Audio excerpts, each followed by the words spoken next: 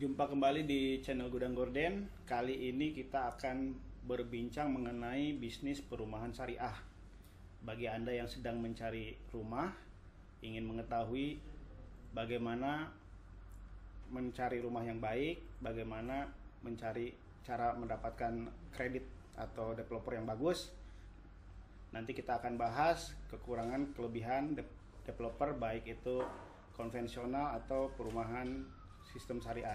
Perkenalkan, di samping saya sudah ada Bang Demi, salah satu developer bisnis perumahan syariah. Nah, kita akan tanya-tanya termasuk hal-hal detail mengenai bisnis syariah. Silakan. Bismillahirrahmanirrahim. Assalamualaikum warahmatullahi wabarakatuh. Perkenalkan, nama saya Muhammad Demi dari PT Azura Gria Utama. Saat ini bertindak sebagai salah satu komisaris di PT Azura Gria Utama yang sedang concern di bidang perumahan syariah. Betul. Oke. Syariah. Ya, oke, Bang Demi. Yap. Di sini kita Gudang Gorden mau bertanya mengenai bisnis perumahan terutama syariahnya. Oke. Karena Gimana? melihat kasus-kasus yang saat ini lagi ramai, kayaknya itu bisnis syariah itu ada penipuan ya, banyak penipuan ya. Beberapa ya. Nah, saya pengen tahu nih, ini bisnis Gria ya, Gria Azura Gria Utama, Azura Gria Utama ini kan bisnis syariah nih.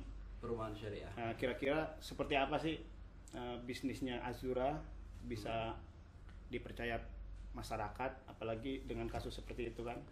Baik, kalau kita berbicara tentang properti syariah ya, jadi kita itu PT Azura Gria Utama terbentuk kurang lebih di tahun 2015 akhir ya. Akhir yang sebelumnya di mana kita sudah membangun beberapa perumahan sebelumnya gitu loh. Jadi ada di Jati Asih itu ada perumahan Gria Azalea 1, 2 dan 3 gitu loh. Sudah pernah 3 perumahan? Sudah 3 perumahan gitu loh. Tapi total berapa? Total perumahan itu? Total itu kalau 5 tambah 10, 15 tambah 18 jadi berapa? 33 kurang lebih. 33 Dari 3 unit. itu 33 unit. 33 unit ya, kecil-kecil lah, nggak terlalu besar gitu Ya. kan. Nah, baru 2015 akhir kita buka project baru lagi. Kemudian yang tadinya kita dengan cara-cara konvensional, istilahnya Maksudnya pakai bank ya, pakai bank. Oke. Tadi kita belajar tentang perumahan syariah Ya. gitu kan dari DPS. Nah, kita shifting tuh di situ. Kita hijrah lah istilahnya gitu kan. Hijrah yang tadinya pakai bank, akhirnya kita menghindari bank, kemudian kita pindah untuk berbisnis properti perumahan dengan tanpa bank seperti itu. Oke. Berat sih memang, tapi ya pasti ada konsekuensi di dalamnya gitu. Oke, saya mau nanya ini ya. Dari sisi perusahaan dulu ya. Ya. Dari sisi perusahaan lebih baik konvensional atau syariah? Terus dari sisi, kalau misalnya dari sisi konsumen bagusnya seperti apa? Baik, kalau dari sisi perusahaan tentunya dua-duanya bagus. Bagus. Dua-duanya bagus gitu kan, tapi kan ada konsekuensi di dalamnya. Dimana kalau dari sisi bisnisnya ya perumahan atau perumahan yang konvensional yang menggunakan bank, cash flow-nya cepat, perputaran cepat. Ya. Perputaran cepat gitu kan, sehingga kita bisa menikmati hasilnya pun lebih cepat. Nah, berbeda dengan perumahan syariah gitu kan, dimana kita tanpa bank, semuanya kita handle semua, kewajiban kita itu kita benar-benar developer yang atur gitu kan. Konsumen itu langsung cicil ke kita juga punya kewajiban untuk membangun infrastruktur dan sebagainya tanpa ada modal dari pihak bank. Nggak pakai modal, berarti modal sendiri dong? Modal sendiri dan investor tentunya gitu kan, investor. Berarti Bang Demi mengumpulkan dana investor? Salah satunya, kemudian dari kita sendiri pun dari perusahaan juga harus ada modal gitu loh. Ini Azura Gria Utama ini berapa orang yang bisa dianggap ownernya? Kalau ownernya itu sekitar 5 orang ya. 5 orang. Semuanya punya modal masing-masing. Betul. Bawa pasti, modal masing-masing. Pasti seperti itu. Sudah selesai 3 perumahan, modal awal berapa ya?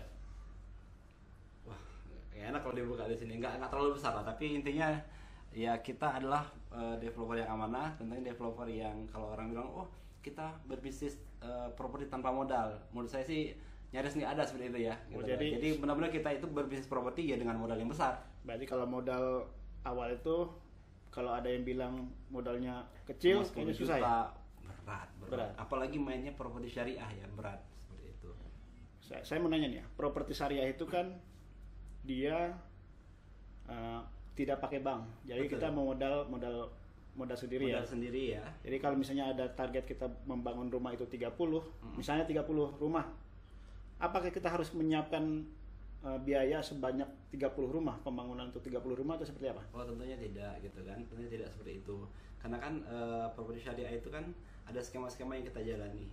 Karena secara ininya konsumen kan bayar ke kita, gitu loh. Bayar DP atau lunas? Bayar DP, ada bayar cicilan juga. Ya. Nah itu kan uang yang masuk kepada kita itu adalah uangnya developer kan, menjadi haknya developer karena kita Ya. menjual rumah Ya. dan tanah gitu kan. Uang yang masuk kita menjadi haknya kita, kemudian uang itu yang kita putar kembali. Misalnya 30 rumah, modal awal berapa rumah? 30 rumah ya kemarin Misalnya. contoh aja Ya, lah ya, contohnya. contoh di project yang keempat kita itu yang Sabrina Azra 1 itu kita bangun 40 unit rumah. Iya. 40 unit rumah kurang lebih modal kita itu sekitar di atas 4 lah. 4 miliar. Di atas 4 miliar.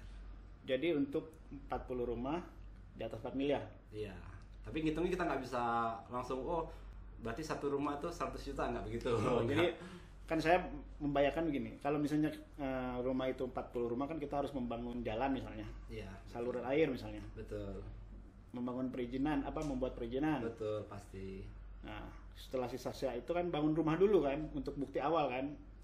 Rumah contoh ya. Rumah misalnya. contoh. Betul salah satunya. Terus. Itu sampai berapa rumah contoh atau disiapkan untuk pemesan itu? Itu relatif ya. Kalau umpama kita jual perumahan itu semua tipenya sama semua, 40 unit rumah tipenya sama semua ya, kita cukup bangun satu atau dua rumah contoh itu sudah cukup. Tapi kalau kita punya 3 sampai 4 tipe, otomatis kan kita juga harus membangun tipe-tipe Tetap aja ada perwakilan ya. perwakilan tipe-tipe tersebut gitu loh. Untuk orang lihat, kalau saya mau tipe 54 seperti apa sih bentuknya? Kalau tipe 36 seperti apa sih? Berarti semakin banyak tipe, modal awal semakin besar dong berarti ya. Kurang lebih begitu. Kira-kira Walaupun bisa kita atur sih ya itu ya. Oke. Untuk penyiapan lahan. Oke. Ya, penyiapan lahan itu kalau misalnya dengan sistem syariah itu seperti apa? Kalau konvensional saya dengar itu dia kerjasama sama pemilik lahannya. Tergantung ya nggak Kalau nggak syariah juga gimana? sih. Konvensional baik konvensional maupun yang kita sebut perumahan syariah sekarang itu bermacam-macam caranya gitu loh. Ada yang kita beli secara tunai langsung. Ada yang beli tunai. Yang contoh yang tadi yang 40 Berarti unit. itu modal awalnya termasuk beli tanah dong. Betul sekali gitu. Jadi 40 unit rumah itu kita beli cash tanahnya. Gitu. Gitu loh. Kita beli cash tanahnya, kemudian kita bangun rumah contoh, kita bangun infrastrukturnya, perizinannya segala macam. Akhirnya kita selesaikan dalam kurun waktu kurang lebih 1 tahunan itu sudah selesai itu. Oke. Jadi perusahaan ini, developer ini membeli tanah terus baru bangun ya dengan modal Betul. yang sangat besar. Itu salah satu contoh. Salah satu contohnya. Walaupun nanti tadi kalau kita bicara tentang developer konvensional dan developer syariah, apakah beli tanahnya cash ataukah kerjasama dan sebagainya, semua skema yang kita jalankan itu bisa. Bisa gitu. ada, Jadi bisa juga ya. kita juga menggunakan skema beli tanahnya termin. Beli tanah termin. Dicicil gitu loh. Jadi Ke kita jual beli ya. pemilik lahan ya. Kita jual beli ya, Iya. beli tapi kita bayar dicicil sama ya ada yang 3 tahun gitu kan. Terus inti perbedaan dari perumahan konvensional dan syariah seperti apa? Intinya ya? Akadnya Akadnya. seperti itu. Intinya kalau dari hal akuisisi lahan macam-macam konvensional maupun syariah hampir sama. Semua skema itu bisa dijalankan. Konvensional pun bisa dia kerjasama sama pemilik lahan bagi hasil. Akadnya seperti apa kalau di syariah? Di syariah akad yang mana nih? Yang membedakan dengan konvensional itu Tentunya akadnya harus terbebas dari akad-akad batil, akad-akad yang goror, akad yang riba, itu harus kita hindarkan semua. berarti Gitu loh. bisa dibilang bank tidak masuk ke sini. Susah mengatakan itu ya, tapi ya nyaris fatwa beberapa ulama kita mengatakan seperti itu, bahwa bank sekarang itu belum terhindar dari semua kesalahan-kesalahan tersebut. Walaupun sudah ada beberapa bank yang sudah recommended lah buat kita gunakan gitu kan. Walaupun ya sekarang karena terbentur aturan dari pemerintah, OJK dan sebagainya ya, sehingga baik bank konvensional maupun bank syariah pun masih ada kendala sedikit lah di situ. Oke, Bang Demi gini. Saya misalnya sebagai konsumen ya. Ya. Saya tuh tahu bahwa developer itu bagus dan tidak bagus, terutama kan bisnis syariah. Kan itu butuh kepercayaan, dia nggak pakai bank kan ya. Sedangkan di bank itu kan butuh pihak ketiga ya. Jadi ada penjual, ada pembeli, dan bank itu pihak ketiga yang mengeluarkan modal dan termasuk menyimpan sertifikat ya. Betul. kalau misalnya saya sebagai pembeli, sertifikat itu dipegang bank lebih aman dibanding dipegang sama developer. Di syariah ini saya dengar dipegang sama developer. Kalau kita kredit, sistem kredit 5 tahun atau 10 tahun, itu ada kemungkinan developernya bisa saja pindah tempat, bisa bangkrut. Itu solusinya gimana? Kalau bisa dipercayanya itu gimana? Mencari developer syariah yang bagus dan kalau punya konsumen yang trustnya kurang, itu gimana solusinya? Betul. Baik, ini salah satu tips lah ya buat teman-teman yang ingin mencari rumah gitu kan. Tentunya ketika ingin mencari rumah, membeli rumah baik itu konvensional maupun syariah, enggak ini ya, saya nggak mau membagi-bagi, mengkotak-kotakan nih. Kalau konvensional tuh semuanya aman, nggak begitu juga. Banyak juga konvensional yang penipuan, banyak toh gitu. Jadi jangan menyudutkan syariahnya nanti teman-teman gitu kan. Karena banyak juga perumahan syariah, developer properti syariah yang amanah banyak banget gitu loh, banyak banget. Nah, gimana caranya mencari developer bagus? Dan seperti tadi, kalau orang penasaran sertifikat yang megang, aduh developernya pindah gimana, biar bingung nih. Betul. Baik lagi, kalau untuk bicara masalah bagaimana mencari, bagaimana mengidentifikasi developer mana sih yang amanah, ya tentunya itu menjadi salah satu PR-nya si konsumen juga gitu kan. Ya dia harus mencari benar-benar mencari history ataupun portofolio dan kredibilitas si developer. Dia bisa jadi di internet, dia bisa tanya-tanya di lingkungan sekitar. Nah, selama ini emang nggak ada tipu atau ada masalah selama ini? Ya alhamdulillah kalau kita nggak ada masalah ya? Bisa dilihat. Tadi saya sudah bilang kan, kita sudah sebelum kita masuk ke bisnis properti syariah, kita sudah di bisnis properti konvensional gitu. Sudah selesai semua atau masih adanya? Sudah selesai semua. Mereka sistemnya bank Pakai bank. Udah gak ada masalah ya? Nyaris nggak ada masalah ya, nggak ada masalah. Ya tinggal mereka ada masalah nggak sama bank? Kalau sama developer nggak ada masalah. Nggak masalah. Itu gitu. Selesai berapa rumah pertama? Yang pertama itu ya kecil, cuma 5 unit. 5 unit. Kemudian yang kedua itu ada 18 unit. Selesai semua juga? Selesai semua. Gitu. Bahkan dulu sampai waiting list. Jadi gitu 5 konvensional selesai. 5 unit, 18 unit sama 10 unit. Jadi total 33 unit. Tapi yang syariahnya? Yang syariahnya itu yang sudah benar-benar clear, sudah selesai semua, itu ada 40 unit. 40 unit. Di Sabin Azura 1 ya. Itu semuanya syariah. Ya, yang 40 unit. Iya dong. Kan semua syariah. Sudah masuk rumah syariah ya. Betul. Dengan caranya pembiayaannya ada yang mereka angsur ke developer langsung, ada yang juga yang beli cash gitu loh. Ada yang beli cash, ada yang angsur. Betul. Angsur itu berarti tanggungan dari, bisa dibilang developer yang mengeluarkan uang ya. Yang maksudnya mengkreditnya ke developer ya. Ke developer betul. Tidak pakai bank. Tanpa bank ya. Tanpa biaya dari bank. 40 unit. Selesai aman semua. Aman ya. Target misalnya mereka sudah cicilan kan, ada sebagian cicilan ya. Ada yang ambil 5 tahun, ada yang 8 tahun, ada yang 10 tahun, bahkan terakhir itu kalau nggak salah ada yang bernego sama kita sampai dengan 12 tahun. Ada 12 bisa nego ya? Ya tergantung kita lihat ini. Kalau dari sisi harga bagaimana? Bagusan, maksudnya dari sisi konsumen ya. Apakah syariah itu lebih mahal? Kan saya sih melihat konvensional dan dari sisi bank lah ya. Bank konvensional sama syariah itu biasanya syariah itu lebih mahal ya. Kalau dari perumahan ini gimana? Enggak juga sebenarnya. Ini ada mindset yang salah saya pikir gitu dalam melihat ini. Kita juga banyak terima komplainan. Mas, perumahan syariah ya, kok pakai bunga sih? Nah, iya, kok gitu. pakai margin sih? Kok mahal dong jadinya gitu kan? Yeah. Mereka pikir perumahan syariah itu ketika kita membangun perumahan syariah, kita bangun rumah tanpa ngambil keuntungan. Nah, enggak begitu. Dalam Islam, jual beli berbisnis itu disahkan untuk ngambil keuntungan. Yeah. Ketika kita membangun perumahan pun bangun rumah untuk teman-teman pembeli gitu kan, tentunya kita nggak mau dong bekerja sosial aja gitu ya. Kita ambil keuntungan. Nah, keuntungannya itu adalah kita masukkan ke dalam cicilan tadi gitu loh. Jadi kalau dia cash harga berapa? Kalau cicil harga berapa? Ini pun ada yang mempermasalahkan. Loh, terjadi 2 harga dong. Enggak begitu. Ini kita bicara masalah fikih nantinya, itu agak panjang bicaranya. Tetap harga kredit itu lebih mahal ya? Tentunya. Itu perbandingannya, cashnya kreditnya itu atau cicilannya konvensional dengan cicilannya syariah itu lebih mahal mana? Baik, kalau saya boleh bicara jujur ya. Dulu itu benchmark kami ketika kita membangun sebuah bisnis properti syariah, Ya. yuk kita ngobrol nih sama teman-teman, kita mau ngambil keuntungan berapa kira-kira. Karena saya berpengalaman lama, cukup kurang lebih 4 tahun bekerja sama bank syariah, saya tahu tuh. Jadi saya hampir setiap kali ada pembeli kita ngitung langsung marginnya mereka. Jadi updating margin dari pihak bank itu, bank ini, Ya. saya tahu. Oh, bunganya sekian per bulan, bunganya sekian per tahun gitu loh.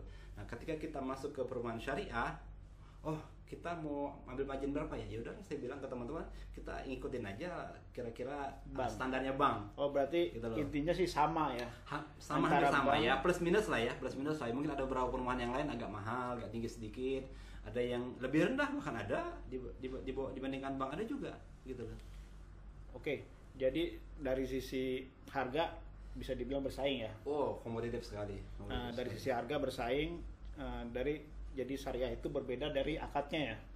Akadnya betul. Oke. Selain itu, dari bisnis syariah itu keunggulannya apa? Bisnis syariah keunggulannya tentunya ya, pertama tadi dari sisi akadnya halal. Halal. Jadi terhindar dari tadi ya beberapa hukum tadi yang goror, batil, riba, maisir dan sebagainya. Itu terhindar tuh. Jadi benar-benar pembeli itu ketika membeli di perumahan syariah pastikan akadnya itu benar. Kemudian mereka insya Allah dengan berakad dengan perumahan syariah, mereka memiliki rumah yang nyaman, kemudian juga tenang. Karena nggak ada dosa di dalamnya gitu loh. Bagaimana awal mula latar belakang perusahaan ini berdiri? Ya betul. Jadi kalau latar belakangnya adalah dari seluruh pesaham yang ada di PT Azura Gria Utama, itu hampir semuanya adalah pebisnis awalnya, gitu loh. Semuanya kita udah bisnis. 5 orang itu ya? 5 orang itu businessman ya. Jadi semuanya pebisnis, sehingga ketika kita ngumpul di awal, saya ceritakanlah tentang pengalaman saya membangun perumahan gitu kan. Oh begini. Oh teman-teman tertarik. Ya udah gimana saya pandulah teman-teman untuk langkah-langkahnya untuk membangun perumahan gitu kan. Akhirnya alhamdulillah ya dengan sumber daya yang kita miliki masing-masing gitu kan, kita turun dana untuk membuka perusahaan gitu loh. Plus satu teman lagi yang cukup alhamdulillah cukup besar, injek. Ini 5 orang nih berteman ya? Ya kurang lebih seperti itu. Saya tuh masih bingungnya itu beli rumah kenapa harus ke Azura? Apa sih yang didapat sama konsumen itu ke Azura? Misalnya trust, tapi mereka kalau dari sisi pengalaman kan standar aja misalnya. Gimana caranya supaya mereka terkesan sama konsumen-konsumen yang lama ya, terkesan sama Azura misalnya, yang sudah beli itu gimana caranya? Baik, kalau bicara dari sudut pandang konsumen ya, karena saya pun dulu pernah bertahun-tahun itu muter-muter nyari rumah Pasti begitu. sebelum saya punya rumah sendiri ya. Ya. Belum nyari rumah muter-muter gitu kan. Tentunya dari sudut pandang konsumen adalah disesuaikan sama kebutuhan dulu. Pertama, dia butuh rumah, dia punya budget berapa, kemampuan bayar dia kalau buat dicicil berapa per bulan, kemampuan DP dia berapa, kemudian dia pengennya di rumah di daerah mana, apa fasilitas yang ingin dia dapatkan dari perumahan tersebut. Saya sih berpikir lebih ke arah sana ya. Kita belum bicara masalah developernya amanah atau enggak, kredibel atau tidak, belum bicara situ. Tapi kepada konsumen ketika memilih rumah ya, ini cocok buat saya nih, rumahnya bagus gitu kan, lokasi oke, strategis, dekat tol dan lain sebagainya. Setelah itu Harga murah, cicilannya ringan, mampu gitu kan. Setelah itu baru yang mana nih dari sekian pilihan saya tadi, ya, yang mana kira-kira developer yang kredibel, developer yang punya portofolio yang jelas gitu loh, ya kan? ada tips nggak memilih developernya? Tips nggak? Selain tadi kan kalau pengalaman ya, saya bilang saya pengen tahu konsumen pernah beli sama Azura, betul ya, punya pengalaman bagus. Alhamdulillah. Tapi dia yang bagus itu apanya dari Azura itu? Oke. Apanya yang bisa sama dia itu? Oh nih benar Azura bagus. Oke. Jadi nanti dia kalau sistem pemasaran kan word of mouth ya. Oke. Dari mulut ke mulut kan biasanya lebih berhasil. Betul. Nah kalau misalnya strategi yang ditanamkan sama Azura ini ke konsumen seperti apa? Oke. Baik, kalau bicara masalah itu tentunya yang benefit dari kita ya. Iya. Benefit dari PT Azura Gria Utama adalah pertama kita menjaga kualitas gitu loh. Jadi boleh ditanya kepada teman-teman yang sudah pernah membeli rumah di perumahan kita, tentunya kita menjaga kualitas gitu loh. Kita nggak main-main gitu loh. Dan kita punya idealisme sampai dengan sekarang, kita nggak pernah membangun rumah apa namanya subsidi gitu loh. Subsidi itu kan tahu sendiri kualitasnya ya. Dan sampai dengan sekarang kita masih menganut idealisme seperti itu. Kita nggak mau bangun rumah subsidi, tapi rumahnya komersil sehingga kita bisa menjaga kualitasnya. Itu yang pertama. Kedua, dari sisi legalitas perusahaan, kita jelas kita PT gitu loh, bisa dipertanggungjawabkan. Kualitas rumah ya pasti. Rumah pasti. Jadi dia sudah menempati rumah itu misalnya setahun 2 tahun udah kelihatan kualitas bagus. Iya betul. Legalitas materialnya juga. Jadi legalitasnya apa aja nih? Payung hukumnya kita perusahaan PT. Jadi bisa dipertanggungjawabkan ketika ada apa-apa ya silakan dibawa ke ranah hukum gitu loh. Ya kan? Oke, terus masuk AJB itu juga nggak pernah ada masalah ya? Alhamdulillah sejauh ini yang unik nih. Belum nanti saya ceritakan ke sana ya. Tadi pertama kualitas, kedua PT, ketiga pelayanan. Bagaimana para owner ini, para direksi dan seluruh karyawan, staff kita ini melayani konsumen, melayani calon pembeli itu dengan pelayanan yang baik gitu loh. Nggak jutek dan sebagainya. Kita kooperatif, kita welcome pada mereka. Tentunya kita sebagai pembeli pun akan mengharapkan itu dong gitu kan. Ketika kita dilayani dengan baik, oh nyaman nih dengan mereka gitu loh. Tagihan setiap bulannya kita layani dengan baik dan sebagainya. Nah, tadi bicara apa sih yang unik nih dari Azura. Jadi masa AJB. Jadi contoh di perumahan Sabana Azura 1 yang di Bantar Gebang itu 40 unit sudah terjual dan semuanya ada yang cash, ada yang kredit. Oke. Semua sertifikat sudah terpecah masing-masing unit. Masing-masing unit sudah terpecah. Kemudian sama pembeli ya langsung ya. Sertifikat awalnya tentu sama developer dulu. Nanti kan baru setelah AJB baru dibalik nama gitu loh. Kemudian IMB pun kita sudah urus, sudah terbit dan sudah per satu unit gitu loh. IMB-nya. Istilahnya gini, konsumen itu sudah siap ber-AJB sama kita. Rumah sudah dipakai, kita sudah terima unit, sudah semua aman gitu kan. Dokumen-dokumen legalitas sudah siap semua. Mereka tinggal AJB di notaris untuk melegalkan mereka jual beli mereka gitu. Uniknya Mas, uniknya adalah mereka pada nggak mau, bukan nggak mau ya, dalam artian mereka karena merasa aman sama Azura, ya nanti aja deh, saya belum punya uang, nanti aja deh, tunda-tunda dulu gitu loh. Kan banyak kan orang-orang pembeli rumah pengen buru-buru biar aman nih ya, posisi rumah saya, legalitas rumah saya biar cepat aman gitu kan, segera balik nama, segera konotaris, segera AJB gitu kan, banyak kan seperti itu kan. Tapi uniknya di perumahan kita adalah mereka malah kayak merasa aman banget sama kita, ya nanti aja deh Mas, karena trustnya terlalu tinggi gitu sama kita. Dan kita kan jadi kayak keluarga. Terus terang, dulu itu waktu saya masih menjadi CEO, hampir seluruh konsumen yang pernah beli di sini saya kenal semua. Jadi ketika acara gathering itu udah kayak keluarga kita di sini. Saya sapa semua mereka, saya kenal satu persatu orangnya. Nah, satu lagi adalah yang uniknya adalah ada orang mau beli rumah nih. Ya. Dia punya uang cash. Jadi untuk beli satu rumah dengan cara cash tuh dia mampu gitu kan. Sebenarnya kalau logika kita ya tinggal cari aja di perumahan yang mana yang bagus-bagus gitu kan, konvensional gitu kan. Dia tinggal beli cash, tempatin. Tapi kenapa milihnya di perumahan syariah? Kenapa milihnya di Azura Gria Utama? Kenapa milihnya di perumahan Sabana Azura 1, Sabana Azura 2 gitu loh. Karena apa? Nah, magnet perumahan syariah, properti syariah itu sungguh luar biasa.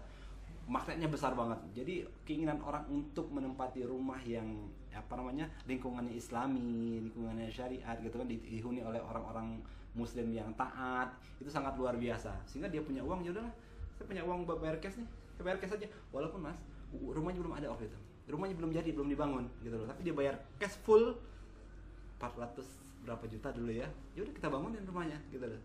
Ya kan? Logikanya kalau ini ibu ngapain sih iseng banget di rumah di tempat kita? Kenapa nggak boleh cari aja tempat lain? Gitu loh. Rumah sudah ready stock contoh di tempat lain gitu kan. Oh, lingkungannya sudah bagus, fasilitas banyak gitu kan. Kenapa harus ngambil di perumahan syariah di tempat kita? Karena apa tadi? Trustnya tadi. Trust sama developernya, kemudian dari sisi skema syariatnya gitu kan. Hubungannya personal ya, lingkungannya, karena seluruh pembeli kita itu kita ada verifikasi Mas, gitu loh. Jadi yang kita pilih itu adalah benar-benar orang yang nggak semua masuk ya? Nggak semua masuk. Kalau dia mau beli, berarti dia juga harus punya biodata yang disampaikan itu ya? Betul. Ya kalau dari sisi verifikasi keuangan tentunya kita hampir sama lah. Kita ngambil kayak bank lah. Bank itu menurut saya sebenarnya intinya sama ya.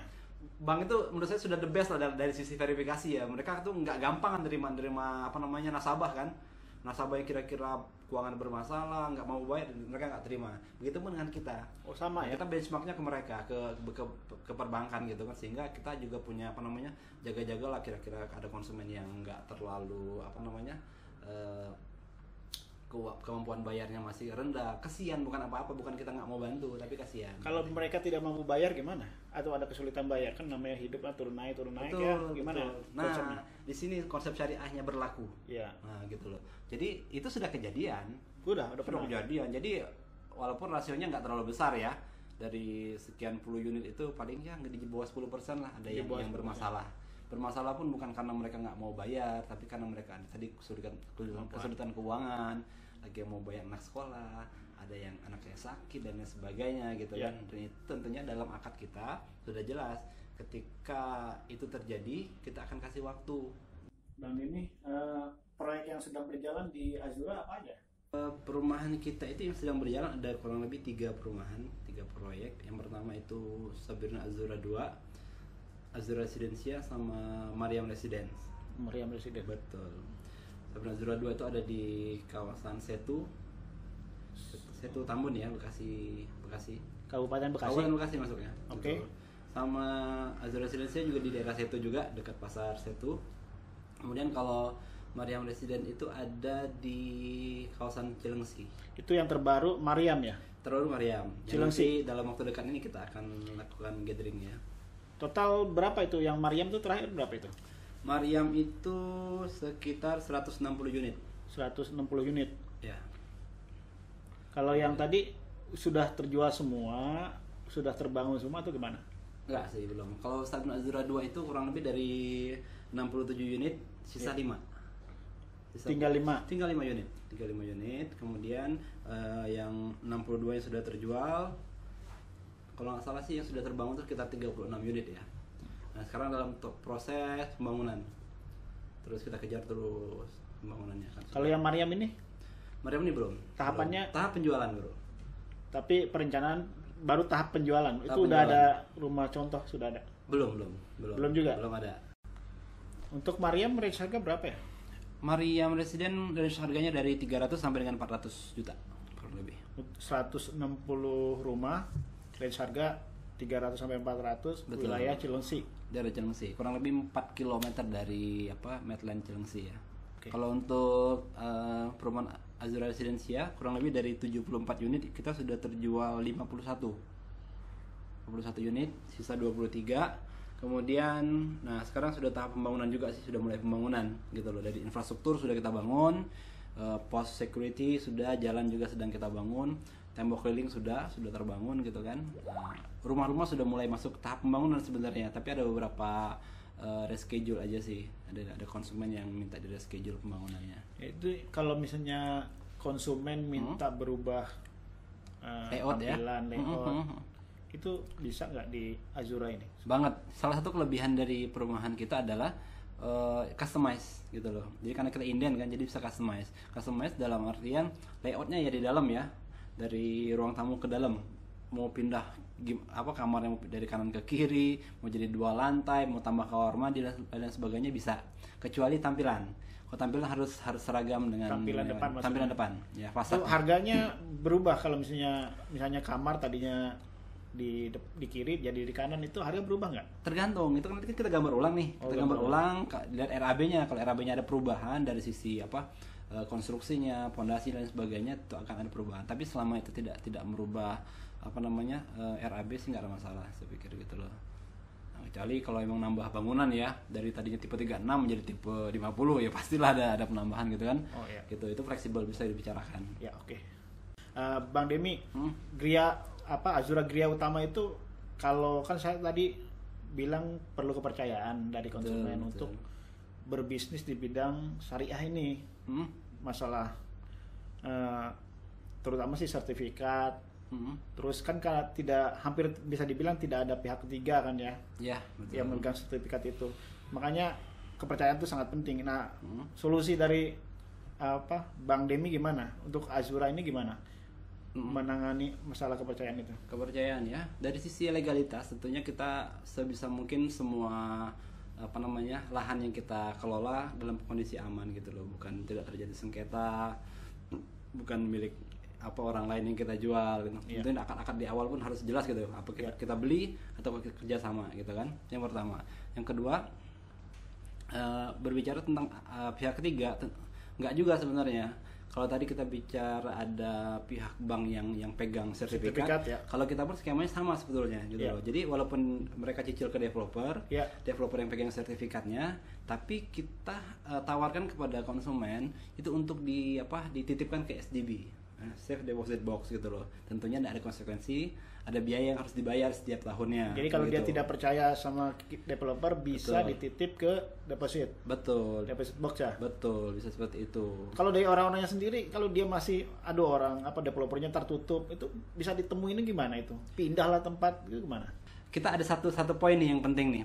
Jadi developer kita nih, sebagian dari kita ada sekitar 3 orang developer itu, rumahnya berada di salah satu perumahan kita yang kita jual. Jadi mereka tinggal bersama dengan pembeli yang lain, konsumen yang lain gitu loh. Udah kayak keluarga gitu loh. Jadi kalau ada dari konsumen di perumahan tersebut ataupun dari perumahan yang lain ada masalah, tinggal datengin aja perumahan kita.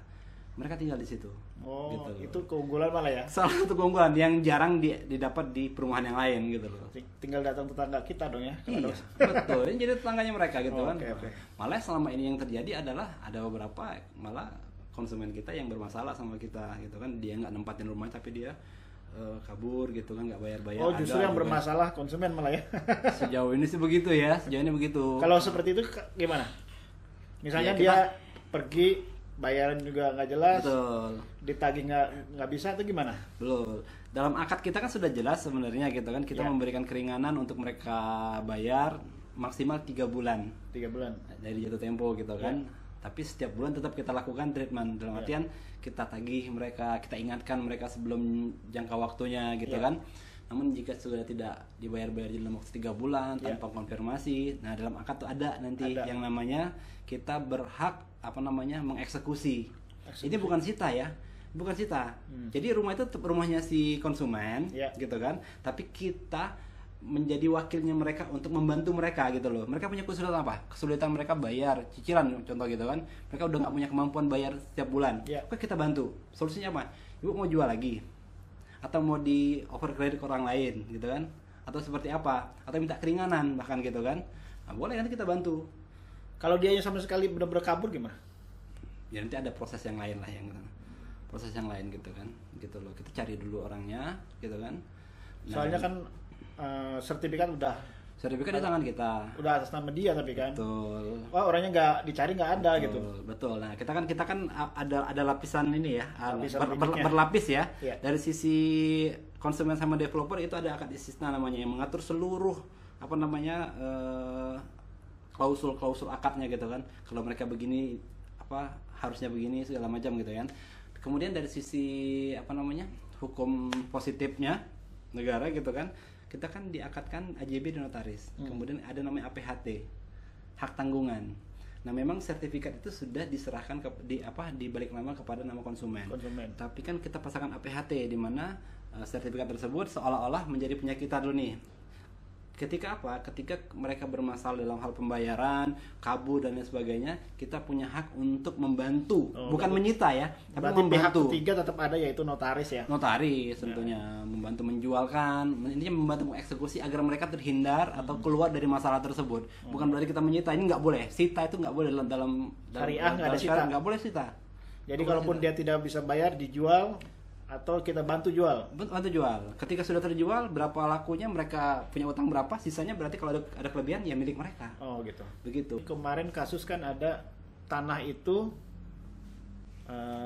dibangun sama developer, tapi di pertengahan jalan developernya gak bayar, akhirnya tanah itu diminta kembali sama pemilik lahan. Bisa. Sebenarnya itu kan one prestasi kan, berarti kan.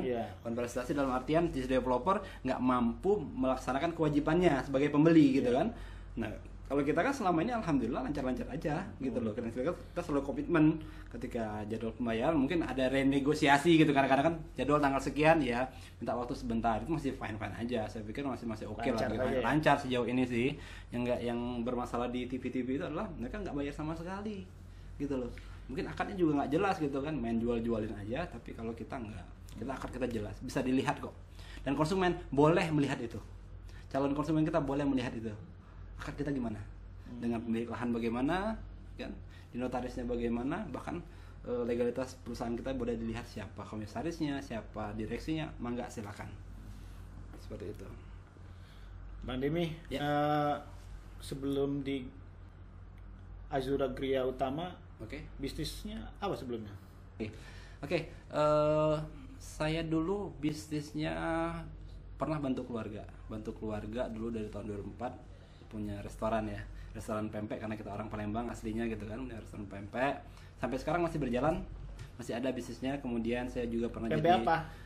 Kalau dulu namanya Pak Raden. Pak Raden. Wow, Pak Raden dulu. Punya keluarga nih? Punya keluarga, Pak Raden. Kemudian kita ganti nama menjadi Pempek 812. 812. Kemudian kita buka supnya lagi, kita buka brand yang baru namanya Pempek Wannabe sekarang. Pempek dengan ala kekinian lah. Pempek itu kan makanan tradisional ya. Iya. Tapi kita buat dengan ala milenial. Seperti apa milenial? Ada pakai topping-topping ala milenial lah. Pokoknya cara makan itu beda banget sama yang pempek-pempek biasa. Nah, gitu silakan mampir nanti, Bang. Udah berapa cabang? Kalau sekarang baru 2 cabang. 2 cabang yang milenial ini? Ya, baru 2 cabang. Nanti kita mau expand ke mall-mall dan sebagainya. Gitu, ya. Kemudian saya juga pernah jadi fotografer dan videografer gitu kan. Nah, akhirnya di tahun 2000 berapa? 13 lah kalau nggak salah baru memulai bisnis properti gitu di Jati Asih awalnya. Bisnis properti sama bisnis lain itu kelebihan kekurangannya apa? Kalau dari udah pernah yang mana maksudnya? Yang tadi ya, yang kita ceritakan ya. Tentunya ya beda tantangannya ya, beda tantangannya gitu kan. Kalau yang lain itu kan rata-rata kita retail ya, kayak restoran itu kan retail setiap hari ada transaksi gitu kan. Kalau properti kan enggak. Lebih milih mana kalau disuruh pilih? Salah satu dari itu. Kalau dari sisi bisnis atau keuntungan tentunya properti lah. Keuntungan properti. Kenyamanan? Nyaman nggak nyamannya retail lebih nyaman. Bisnis retail lebih nyaman, ketahuan gitu loh setiap harinya.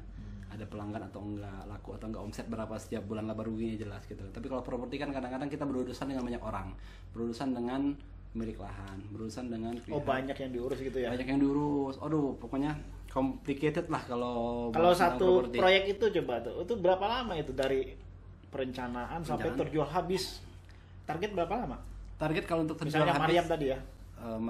Mariam tuh agak besar. Yang kita bicara yang itu dulu ya, yang agak kecil ya, 1 hektar lah. 1 hektar. Contoh yang 1 hektar. 1 hektar itu kan ada Sabina Azura 2, jadi 1 hektar gitu kan. Berapa rumah itu tadi 1 hektar? Sabina Azura 2 sekitar 67 rumah. 67 rumah 1 hektar ya? Ya, itu target berapa? Target 2 tahun paling lama selesai. 2 tahun dari perencanaan penjualan sampai dengan nanti serah terima. Oh, hitungannya serah terima ya? Serah terima itu 2 tahun? 2 sampai 3 tahun lah, 2 sampai 3 tahun. Targetnya? Iya, 2 sampai 3 tahun gitu loh. Kalau dulu enak waktu saya masih properti konvensional yang pakai bank ya. Itu rata-rata saya punya 3 proyek itu, 1 tahun tutup buku, 1 tahun tutup buku, 1 tahun tutup buku. Per 1 tahun buka proyek baru, 1 tahun buka proyek baru, 1 tahun buka proyek baru, enak. Gitu. Jadi lebih enak konvensional. Lebih begitu sih dari sisi cash flow ya, dari sisi keuangan lebih enak. Itu. Iya, tapi kan dari sisi ya kita kan punya ini ya, kita punya misi mulia lah ya, gitu kan. Kita pengen berbisnis itu bekerja dalam koridor agama gitu loh. Jadi ini ngomong-ngomong masalah bisnis mulia, emang target inti suksesnya usaha atau tujuan mulianya apa ini? Tujuan mulianya, oke, dari sisi namanya kita kerja itu kan pertama ibadah sudah pasti gitu kan, untuk mencukupi kebutuhan kita, baik untuk keluarga maupun kita pribadi.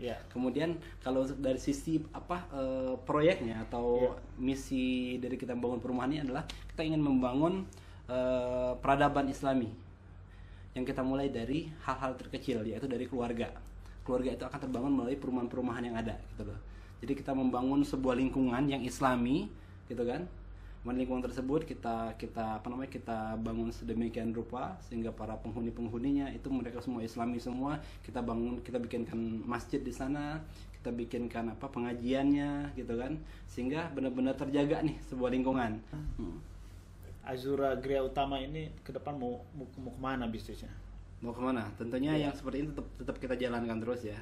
Terus kita jalankan sembari kita punya keinginan, kita ingin membangun sebuah kawasan ya. Kawasan mandiri gitu loh. Kawasan mandiri perumahan syariah yang terbesar gitu loh. Di sana dibangun Islamic Center, seluruh fasilitasnya, ada rumah sakitnya, ada sekolahnya, ada mallnya, disertai dengan seluruh ribuan unit rumah di situ, di mana nanti kita semuanya muslim semua gitu kan, kita beribadah di situ semua, kita beraktivitas hari-hari di situ semua gitu kan. Kita ingin bangun sebuah kawasan mandiri seperti itu nantinya gitu loh, yang tentunya yang berkonsep Islami gitu loh. Oke Bang Demi, saya mau nanya, pasti namanya usaha itu kan ada kesulitan ada kemudahan ya. Momen-momen yang paling diingat baik itu kemudahan atau kesulitannya? Iya properti ya. Jadi ingat banget dari zaman dulu tuh, waktu kita belum punya banyak karyawan gitu kan, kita ngukur lahan itu dilakukan sendiri, panas-panasan sampai merah muka gitu kan, ngukur lahan gitu kan, bikin set pen itu sendiri dan sebagainya sebelum punya karyawan sebanyak ini ya. Nah gitu, itu pernah terjadi buat sama kita, sampai survei lahan itu untuk memastikan lahan itu banjir atau enggak Bang gitu kan. Kita itu sampai survei itu tengah malam, jam 12 atau jam 11 atau jam 12 malam, kita pas hujan tuh ditelepon, bro survei yuk, kita lihat banjir apa enggak di situ. Lagi hujan itu ya? Lagi hujan. Sengaja. Sebelum kita beli itu lahan. Jadi kita memastikan dulu bahwa lahan itu banjir atau enggak. Nah, jadi kita dulu berkorban dulu nih. Enggak main beli-beli aja gitu kan, jam 12 malam ya udah sambil nongkrong ngopi gitu. Oh, alhamdulillah enggak banjir nih. Bisa berarti diproses gitu kan. Seperti itu. Kemudian pernah juga kejadian, Bang. Jadi kita sudah jalan nih, proyek sudah jalan, ada orang yang rese gitu loh. Sebenarnya tempat kita enggak banjir nih. Tapi yang di sebelah sana yang banjir, di jalan sebelahnya yang banjir gitu kan. Itu kan sudah ada perencanaan, kita kerjasama dengan pemerintah daerah untuk membuatkan gorong-gorong. Tapi ada aja yang iseng, tembok pembatas kita dijebol. Jadi air dari luar itu masuk semua ke tempat kita. Masya Allah gitu kan. Itu kaget kita, malam-malam dikontak sama tukang itu kan, bos itu air masuk semua. Dari mana airnya? Padahal tempat kita sudah aman, sudah kita amankan gitu kan. Nah gitu loh. Tapi ada orang-orang yang jebol. Ada yang jebol. Kita itu punya ini ya, punya skema gitu kan. Ketika kita bangun di sebuah kawasan, sebisa mungkin orang-orang di sekitar itu yang kita berdayakan gitu kan. Ya ada tukangnya kita tarik, atau suppliernya mereka mau mau supply pasir kayak supply semen, supply genteng dan sebagainya, ya mereka yang enggak silahkan datang ke kita gitu loh. Dilibatkan selama mereka kompetitif lah harganya gitu kan, sama harga yang kompetitif insyaallah kita terima gitu. Itu konsep tadi meriksa jalan bagus apa enggak, macet apa enggak, banjir apa enggak, itu masih dijalankan nggak sekarang? Kalau cerita tadi kan malam-malam datang hujan-hujan gitu, nah sekarang sama nggak? Sekarang masih sama ya? Tapi alhamdulillahnya melihatnya nggak harus malam-malam dong gitu kan. Siang-siang kalau hujan ya kita lihat aja siang-siang. Waktu itu kebetulan kondisi agak mepet nih, kita sudah dikejar-kejar sama target gitu kan. Ya. Kebetulan hujannya malam terus waktu itu, jadi mau nggak mau lah malam-malam lah kita survei. Jadi untuk melihat kualitas lokasi tetap dilaksanakan survei yang serius dari tim ya. Harus serius, survei serius. Kemudian dari sisi banjir atau enggaknya. Kemudian dari sisi kita survei ke warga sekitar, bener nggak nih tanah ini miliknya siapa yang mau kita beli, sengketa atau enggak, bermasalah atau enggak lahan. Itu perlu kita lakukan gitu loh, agar memastikan bahwa lahan yang mau kita beli ini, mau kita kerjasama kayak mau apa gitu, ini aman dari sisi legalitasnya, kepemilikannya gitu kan, surat-suratnya dan sebagainya. Oke Bang Demi, punya pesan nggak untuk orang yang mau mencari rumah, pengen rumah, apalagi rumah syariah gitu? Menurut Bang Demi gimana? Baik, kalau kita akhir-akhir ini ya, kita melihat banyak berita-berita miring ya tentang perumahan syariah gitu kan. Ada di berita itu penipuan-penipuan perumahan berkedok syariah gitu kan. Tentunya itu berefek banget ya buat kita ya. Penjualan kita menjadi menurun sekarang gara-gara mereka gitu kan, gara-gara orang tidak bertanggung jawab seperti itu. Padahal kalau kita telah lagi, banyak sekali perumahan-perumahan syariah yang amanah, yang sudah memberikan yang real syariah, yang sudah memberikan bukti bahwa akadnya jelas, akadnya syar'i, kemudian amanah-amanahnya pembangunan rumahnya sudah serah terima semua, infrastrukturnya sudah berjalan, legalitasnya jelas, perizinannya jelas, itu banyak sekali loh Bang, gitu loh. Jadi untuk teman-teman yang ingin membeli atau sudah niat untuk membeli perumahan syariah, gitu kan, jangan ragu-ragu dan jangan takut, gitu kan. Jangan sampai terpengaruh terhadap berita-berita miring seperti itu, karena masih banyak banget perumahan-perumahan atau developer yang amanah seperti Azura Gria Utama tentunya, gitu kan. Kita punya 3 lokasi yang sedang kita pasarkan. Silahkan disurvei, nanti hubungi nomor di bawah sini, gitu. Kemudian tips untuk teman-teman yang ingin membeli perumahan syariah, cek benar-benar kredibilitas perusahaannya, si developernya siapa, punya portofolio yang bagus atau tidak. Kemudian legalitasnya dicek, nggak apa. Kemudian cek lokasinya, dan jangan ragu-ragu juga ketika cek lokasi itu nanya-nanya di sekitar, bener nggak ini punyanya developer ini dan sebagainya. Nggak apa, itu boleh dilakukan. Bahkan ke developernya pun boleh kok kita lihat legalitas, gimana sih kalian legalitas seperti apa segala macam, sudah ada sertifikat atau belum dan sebagainya, itu boleh. Dan itu haknya konsumen untuk sebelum mereka membeli, gitu loh. Jangan ragu-ragu, masih banyak perumahan-perumahan yang amanah insyaallah ya. Oke, demikian video kita kali ini tentang perumahan syariah. Mudah-mudahan ada manfaatnya. Jadi seperti yang tadi kita bisa simak bareng-bareng ya, perumahan syariah itu masih bisa jadi pilihan buat kita. Walaupun ada banyak penipuan, tapi kalau misalnya developernya itu bagus, rumahnya jelas, lokasinya juga jelas, tentunya pertimbangan untuk memilih syariah itu bukan hal yang jelek, masih bisa kita pertimbangkan. Dan pastikan bahwa portofolio seperti yang tadi Bang Demi sampaikan, bahwa itu penting. Demikian video kita kali ini. Jangan lupa untuk like dan subscribe channel kami. Kita akan ketemu lagi dengan tema yang lain.